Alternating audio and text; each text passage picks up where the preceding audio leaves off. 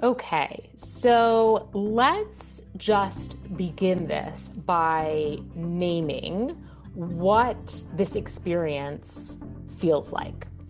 So, when we talk about being stuck or feeling stuck in midlife, we're talking about feelings like restlessness, numbness, really just not feeling much of anything, low grade, persistent anxiety, often without any reason that we can really point to directly. This can show up like resentment, resentment towards your job, towards your partner, towards friends, towards things that have happened to you in your life. Indecision. Indecision looks like you just don't know what you want. You don't know what your next step is. You don't know what fun is for you. You don't know what your purpose is in life. Sometimes the indecision gets so intense that you have trouble making very simple decisions like what you want to eat for dinner or where you want to go on date night with your partner. Indecision really starts to creep in because you've become so disconnected from yourself that you don't know what you want. And so that comes out as indecision in all areas of your life, not just the really, really big areas. Loss of excitement is another one. And I've done a couple episodes on feeling blah in midlife. This is the term that a lot of women use. They just feel meh or blah, right? They're not really depressed, but they also don't feel excited by life. They don't feel lit up. They don't feel alive and energized. Everything seems to be a shade of gray instead of being a vibrant color.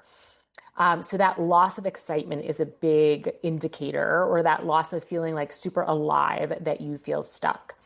Feeling disconnected from yourself and knowing that something needs to change, but not knowing what, right? That kind of like, I can't go on like this, but when I think about what comes after this, it's a blank. There's actually nothing there. I just know that I don't want this, but I really don't know how to change because when I look into the future, I don't really see anything beyond this. And that is, the point where many women start feeling very defeated because they have all of these experiences, emotions, feelings that are very unpleasant, and they know they want change, but they just don't know how to make that leap. And many women in midlife have spent years being what others have needed them to be, right? We've spent so much of our time being what others needed us to be. And that's how we disconnected. That's how we forgot who we were, what we wanted, what was important to us, what our purpose in life was. And on top of that, that is all shifting now. As we enter midlife, maybe your role as a parent is really changing, or maybe you have gone through a divorce, or maybe a career that once lit you up is just not doing it for you anymore. As our bodies change and our minds change, the things that made life feel exciting, that made life feel like it was in color, those things change. And yet, we don't know what the next step is. And so we start to question ourselves as to why. Why do I not feel as excited by my career, my relationships, my roles as I once did? Why did those things that once felt like they brought such meaning and purpose to my life no longer feel like they do that for me? And then you might start asking the question, well, what do I want now? What matters to me now? Who am I beneath all of these roles? Which I have a great podcast episode on that, talking about who you are beneath your roles. And I will put that in the show notes. Another question that frequently comes up is this really the life I want to keep living? Because let's face it, by midlife, things can get pretty monotonous, right? It feels a little bit, starts feeling a little bit like Groundhog Day, that we're doing the same things every day and we're doing them on autopilot and we could do them with our eyes closed. By the time I had left my position as a bedside nurse, I used to joke that I could literally do that job, but with my eyes closed and my arms tied behind my back because I knew it so well. And it had become very boring. There was no excitement there. I loved my patients and I loved caring for them, but I wasn't learning, I wasn't growing, I wasn't evolving, I wasn't stepping into my own power. And I also, for me personally, happened to be in an environment that just wasn't in alignment with my new values because our values change as we go through midlife. So maybe we're putting ourselves in workplaces, friendships, partnerships, even physical places like where we work out or the yoga studio we go to or the local bar that we go to that just they just no longer align with our values. And instead of those places feeling like home, you start to feel like a stranger in a place that once felt so comfortable and familiar and like you, right? And now it doesn't anymore. And that is it's a very disorienting experience to no longer feel at home in the places that you used to feel at home. And that is not a problem. So that's what I want to say to you. That is not a problem. It is simply a sign that you are evolving, that your values are changing, that your beliefs are changing. And it is time to update the outside with the changes that are happening on the inside, right? It's time to make the outside align with what is happening on the inside. Okay, so what does yoga say about this? So, yoga says it is not a problem, right? It is just an indicator. But there are five paths of suffering in yoga. And one of those is called avidya. And avidya is the Sanskrit word. Basically, it is translated to mean forgetting who we really are, that we become identified with our roles, our accomplishments, our wounds, the traumas that we have endured and lived through, survival patterns, and expectations. And we start to become so identified with these things that we think they are who we are.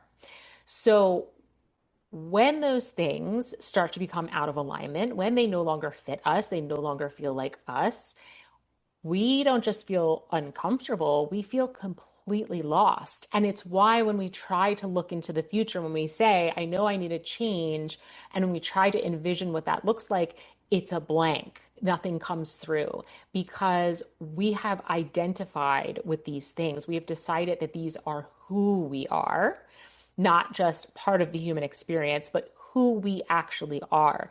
And so if those things are no longer working, are no longer feeling right, then who are we? Who are we if we are no longer those things? So, what keeps us here? What keeps us stuck? Well, partially what we are talking about this, just having no idea how to move beyond where we are. But there's also attachment and aversion. So these are two other yogic concepts of attachment and aversion. And we get attached to things and we don't want to let them go. And we also feel a strong aversion towards things. So we don't move towards them, even though they may be helpful to us. So, for example, maybe you're attached to being needed. And that felt really good. Like when you had young children and they really needed you, and you felt you had a lot of purpose in your life because your children needed you as their protector and their teacher and their guide and all the other things that we are for our children. And so our children are getting older. They don't need us in those ways anymore. And we are still really attached to that role and that feeling of being needed. And so we're having a hard time releasing that and saying, that was a part of my life. That was a journey or a phase in my life, but that's no longer where I am. And I need to release that attachment, because when we release things that we're holding, it makes space. Think of a drawer, a real, like everybody has that junk drawer in their house that's just full of all kinds of crap, right? Have you ever gone through and cleaned out the junk drawer and really organized it and made it look pretty and only kept the things that you absolutely needed to keep in the drawer? And what a wonderful feeling that is, how you just feel so free and so light and so spacious. And what happens is, when we do that internally, when we clean out our internal junk drawer, we feel all those things. We feel spacious and free and light, but it also creates that space that we need to bring in the things that are going to work for us now. So maybe you had a junk drawer that had a bunch of crayons in it because you had young children and your children loved to draw and color. And so you always kept a ton of crayons in this junk drawer. But now your kids are in their 20s and you don't need crayons anymore. And you clean the junk drawer out and you get rid of all of those crayons. And now you have all this space and you realize, you know what? I used to craft when I was younger, or scrapbook, or some type of creative project that you used to love when you were younger. And now I have the space. I can get the tools and supplies that I need to start working on this type of creative endeavor again. And I have the space for it because I cleaned out this junk drawer. So it's the same with our internal state. When we start to release what we're attached to that is not serving us anymore, we create this space internally that allows us to bring in what actually is going to be good for our evolution, what is going to help us create the life that is going to feel meaningful and purposeful and alive and joyful and all the things that we are searching for. So attachment comes in many, many ways. It can be also in the way that people look at you. Or maybe you're attached to being the responsible one, or the organized one, or the successful one, or the selfless one, or the good one, right? These are all ways that people may see us and describe us, and we might be attached to that. We like the identity of being successful or organized or responsible. And I'm not saying you have to throw everything away, right? Some of these things may still be working for you in your life, but the idea is to really look at them. Just as if you're going through the junk drawer, you don't throw every single thing in the junk drawer out. You really look at them and you decide, what do I still need? What is still working for me? And what is just taking up space and preventing me from bringing in what I really do need and really is going to work for me. So that's attachment. Aversion is this, you're trying to keep it out of your life, right? At all costs, you're trying to keep this thing at bay. You have an aversion to it. And we have aversions to things like uncertainty. That's a big, big one, especially when we're talking about transition, when we're in this midlife transition and we know we're unhappy and we know we want change, but when we look past where we are, our current state, we want to be able to say, I'm at point A and I'm going to point B. And we want to have a really clear picture of what point B is before we take a step in that direction. And what that is an aversion to uncertainty. Uncertainty feels unsafe. It feels uncomfortable. It feels scary. And so we are trying to do everything we can to protect ourselves from that sense of uncertainty. But in the process, we stay stuck because we can't move forward. There is no certainty in moving into the unknown. And that's what we're talking about here. is moving into the unknown. You are no longer who you were, and you are in the process of becoming who you were meant to be now. But in that process, there is actually a lot of courage that is required because you don't have a crystallized, detailed picture or vision of who that is or what that looks like. And so we have to let go of our aversion to uncertainty. We have to have faith in the process and know that uncertainty is part of the process. And in order to get unstuck, we have to embrace, accept, allow this uncertainty in our lives. We also have an aversion to disappointing others. So when we change, others may not change. Others may not change, period, hard stop. Okay, so they're staying where they were, or they may be changing in a different direction from where we are changing, where we're going.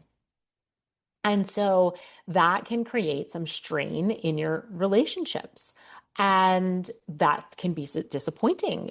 Friendships, again, partnerships, or if you're changing in a direction that's moving you away from your current career, people that you work with or for, or maybe there'll be a change in how you make your money, and people may have some opinions about that. So we have this aversion to disappointing others.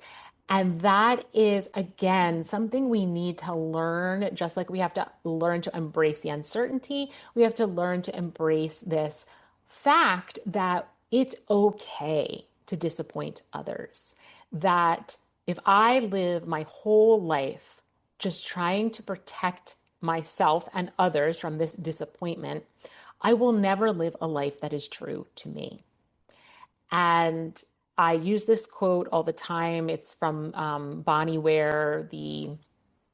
She was a hospice nurse, and she recorded the things that dying patients would say. And the number one thing that these patients said, regrets. They were regrets that patients expressed. And the number one regret that patients expressed was living their life for others and not living it for themselves.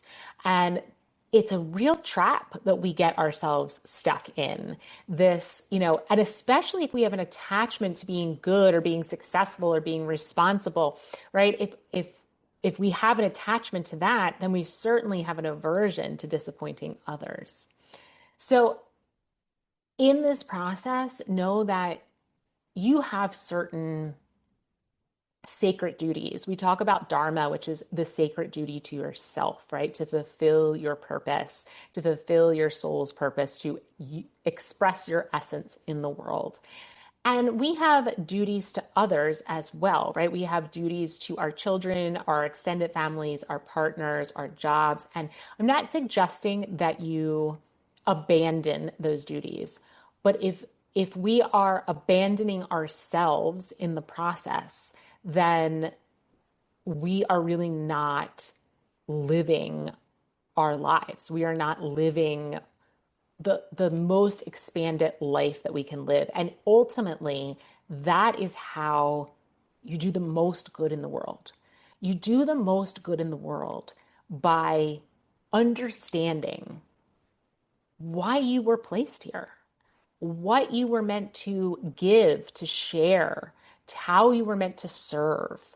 And you can't do that if you're worried about disappointing others, because everyone is going to have an opinion and they are all going to be different. And we've all heard the expression, or we've all said kind of this common phrase, like, you can't please everyone. And so in this process, this is your life. You need to please yourself. You need to find out what your purpose is here and live into that and not worry about what others might think of that. Another type of aversion is to grief. And grief, I commonly thought of grief up until a couple of years ago as just the loss of someone that you care deeply about. But that is only one form of grief. There's also grief over changing roles, changing identities. I frequently say to my other midlife friends and my husband how something has changed in my life. For example, I used to love to go into New York City. I would go as often as I could. I used to tell my husband, like, if we could afford it, I would have loved to have an apartment in New York City. I loved everything about the city. And I also love being out kind of in the woods where I do live. I loved both. But I would go there as often as possible, and I absolutely loved it. And something has happened, and somehow I have changed in my life, and I no longer want to go to the city. I don't, there's no pull for me. When I go, I feel overstimulated, and it can be dirty, and there are a lot of people, and I just don't have that same desire to go anymore. And I will say, when things like this happen, when I see these big changes in myself, I will say things like, who am I? I don't even recognize myself anymore. And I think that's a common feeling in midlife, that the things that we once loved, we don't love anything. The things that we once wanted, we don't want anymore. And there is a grief with that.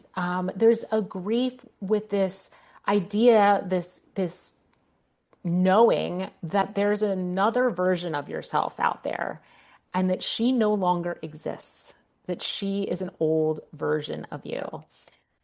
When I left the bedside, there was grief in leaving this 20-year career that had been part of my identity for just as long.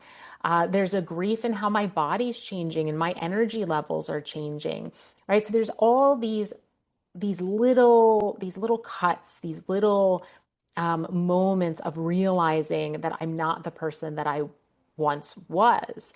And there is nothing wrong with that. There's nothing wrong with those changes. They're all normal, a normal progression. And they don't they don't mean anything, right? I don't need to attach meaning to them about what that says about who I am or my value or my importance. They are simply evolution. It's simply evolution. But there is also grief.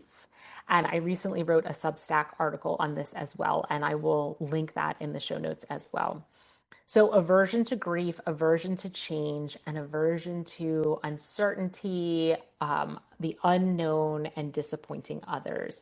These are all examples of attachment and aversion that keep us stuck. And we often think that we're stuck because we don't know what to do. But I will challenge you on that. I believe that you do know what you want, at least in some quiet corner of your being, you know. But what keeps you stuck is the fear of what it will cost you to tell the truth. That's what keeps you stuck. And that is what we're going to work on here in this last part of this episode. You know, and I encourage you to go back to last week's meditation. It really will help you to start identifying some of these patterns, some of these areas where you're really, finding that you're having a hard time getting past them. And in the next episode, we're going to work on really releasing them. But awareness is first. So go back to last week's, I'll link that in the show notes. Go back to last week's episode, really identify, okay, where am I stuck? What patterns are repeating? What limiting beliefs am I holding on to? And how might they be related to the things we're talking about here? The attachment, the aversion, the forgetting of who I am, right? How might they be related to those things? The more clarity you can get around kind of what's happening in your internal landscape, the easier it will actually be to release those things. So here's what yoga invites us to do. It says, pause instead of forcing. Pause instead of forcing. So the next time you notice that something is feeling really out of alignment for you, instead of pushing through, kind of shoving that feeling down and pretending like it doesn't exist, pushing through, maybe take a moment to just be with it. Just be with the sensation of something feels off here. Something doesn't feel quite right. I'm having some resistance. What is this about? Right? What is happening right here? And you might start to witness the thoughts that are start to enter your mind. What are you saying to yourself when it comes to this situation? I don't really want to do this. This is too hard. I'm too tired. This person is exhausting. What are you saying? And what are you believing? Right? So just becoming aware of that is huge. You don't have to make any decisions in that moment. You might still have to do whatever the thing is. Like, let's say it's going to work. Okay, there's a great example. You have to go to work and you have that kind of familiar sense of dread, and your body feels heavy. And you would normally be like, I just gotta go. Just get up and go. Like, forget it. Instead, just take a moment. Okay, what's happening here? What are the thoughts going through my mind? What are the beliefs that are behind those thoughts? And is there a greater truth that's trying to come through? And is there a fear there that is stopping that greater truth from coming through? When I decided to leave the bedside, that was not an overnight decision. That was a decision that took several years. And over that time frame, there was a lot of questioning as to why do I not feel like I belong here anymore? Um, what would this mean if I left this profession? What would it mean for me personally? What would it mean for me financially? What would it mean? What would others think? What would friends say, parents say? My husband, think about this. Um, what, why does this no longer feel aligned for me?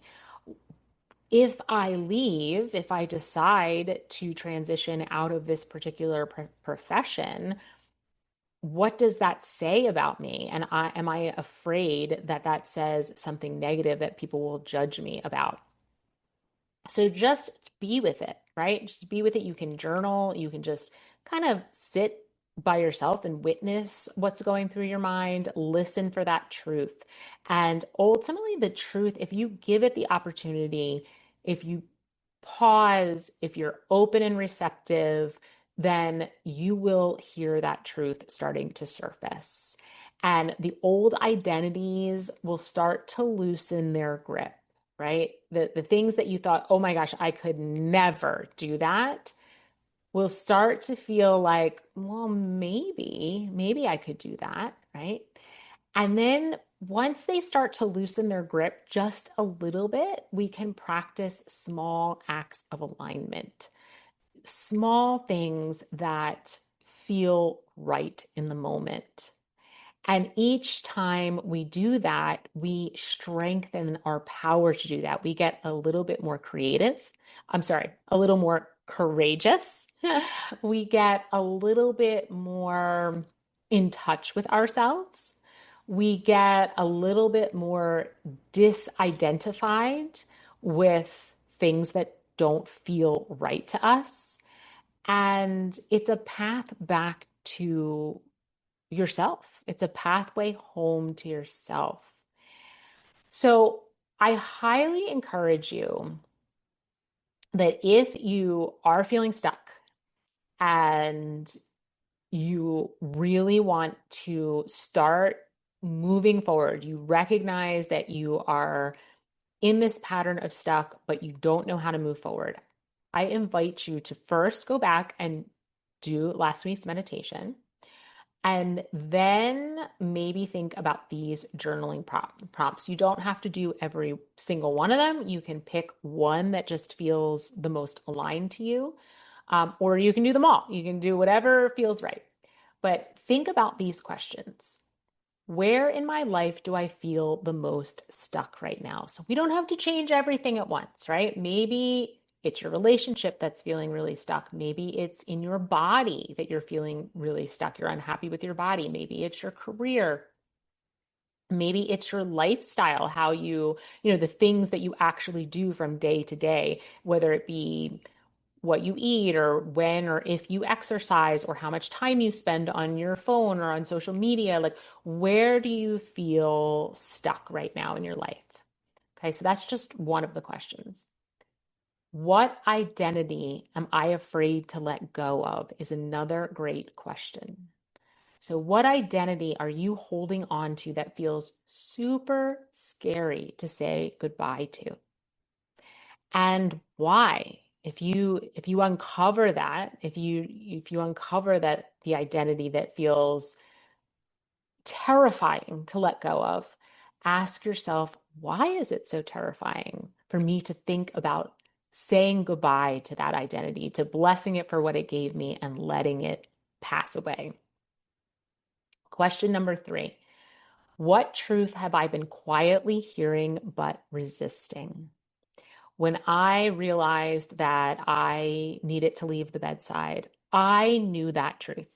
And I knew it for a long time before I actually did it. And that is because I had an aversion to disappointing others and to not fulfilling my role as the responsible one and, fear of the unknown and all of these things that we've talked about in this episode.